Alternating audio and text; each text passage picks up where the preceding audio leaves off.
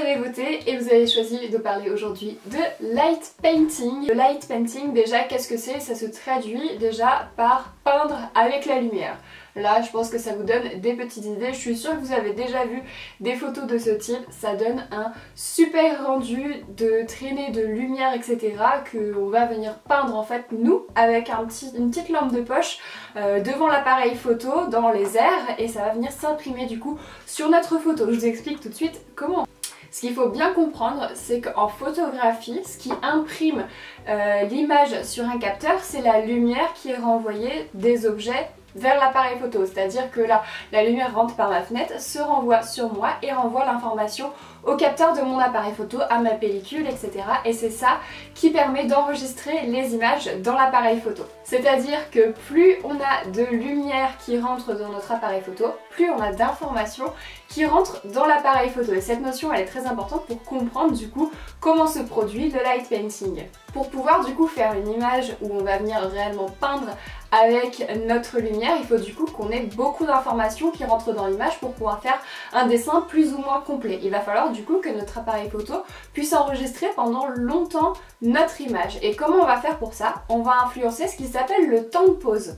Le temps de pause, qu'est-ce que c'est? C'est le temps pendant lequel l'obturateur, c'est-à-dire en gros le petit robinet de lumière qui rentre dans l'appareil photo, reste ouvert. Plus l'obturateur reste ouvert longtemps, plus la photo est claire, plus l'obturateur se referme vite, plus la photo est sombre. Si vous avez du coup bien suivi, pour faire du light painting, il faut que notre temps de pause soit le plus long possible pour qu'on puisse tracer nos images sur notre appareil photo, sur notre capteur. Quoi a-t-on besoin du coup pour réaliser ces photos? Déjà vous avez besoin d'un appareil photo ou d'un téléphone portable. Sachez qu'il y a des téléphones portables qui peuvent passer en mode pro. Dans le menu de votre téléphone, alors moi je sais qu'il faut faire glisser, vous avez le mode pro.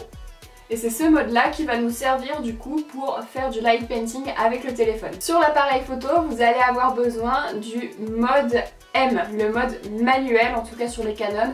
Alors je me souviens plus exactement ce que c'est sur Nikon ou sur les autres, mais ça correspond en fait au mode où vous pouvez tout régler par vous-même, c'est le mode manuel. Vous aurez aussi besoin d'un trépied si vous n'en avez pas, il faut juste que votre appareil photo il soit calé et qu'il ne bouge pas pendant la prise de vue, sinon ça va louper le truc. Et dernier ustensile, vous allez avoir besoin d'une source de lumière pour peindre, ça peut être une lumière de téléphone, ça peut être une petite lampe torche, ça peut être, vous savez, les petites lumières qu'on a sur les porte-clés, ça peut être plein de choses. Il faut pas que ça soit une lumière trop forte qui va imprimer le capteur, mais un petit truc qui fera un petit filet de lumière, ça sera parfait. Dernier petit conseil, les light paintings, c'est plus facile de les réaliser dans l'obscurité. Si vous voulez un super bon rendu, les premières fois, faites-les dans le noir total, c'est-à-dire que vous plongez dans votre pièce dans le noir total et ça sera super. Alors, pour les réglages de l'appareil photo, vous allez dans le mode manuel et vous allez tout simplement déjà commencer par régler vos ISO au minimum. Vous pouvez les mettre à 100, 200, ne montez pas plus. Sur le téléphone portable, il se peut que vous les ayez aussi, moi je les ai, hop,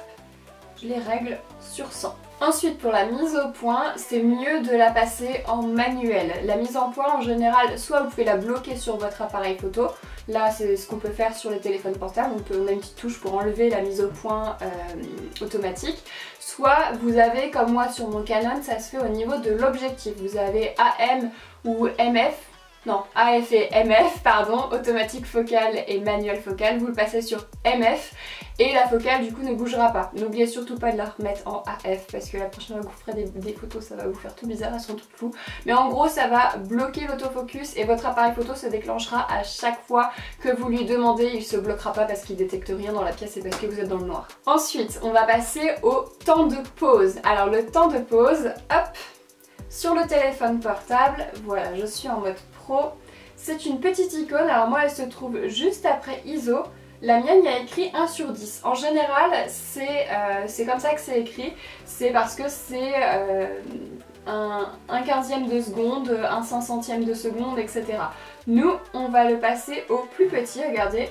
Vous voyez, plus j'ai des valeurs basse, par exemple 1 3/500e, vous voyez, ça s'éclaircit, là en soi elle serait bien exposée, là il y a de la lumière, on a l'impression qu'elle est cramée, mais là elle est à 10 secondes de temps de pause, c'est-à-dire que quand je déclenche l'appareil photo avec le téléphone va prendre la photo pendant 10 secondes.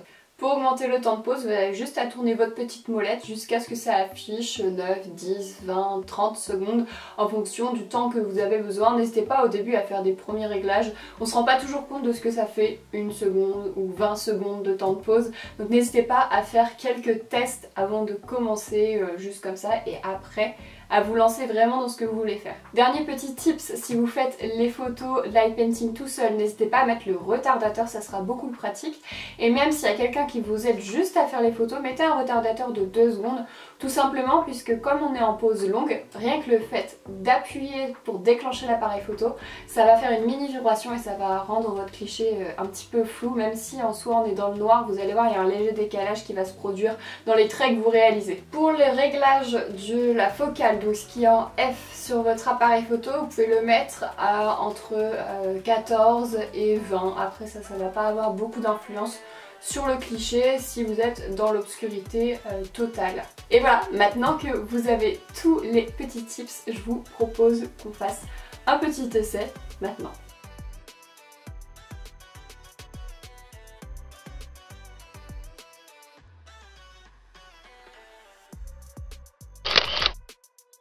Moi là j'ai utilisé la lumière d'une petite batterie portable. Vous pouvez aussi venir mettre des couleurs devant ou si vous avez des lumières de couleurs différentes ça fera un super effet. J'utilise aussi parfois ce genre de choses. Alors en fait c'est tout simplement une petite bande LED que j'ai achetée chez Action. Je l'ai fixée sur un piquet. Je la branche en général à une batterie portable et après j'ai juste à la régler, ça change les couleurs etc. avec des petites LED et on peut faire des super trucs. Un autre objet que j'aime bien utiliser pour faire ce genre de photos, c'est les petits feux de ce genre, je sais plus comment ça s'appelle, là ça s'appelle des cierges étincelants.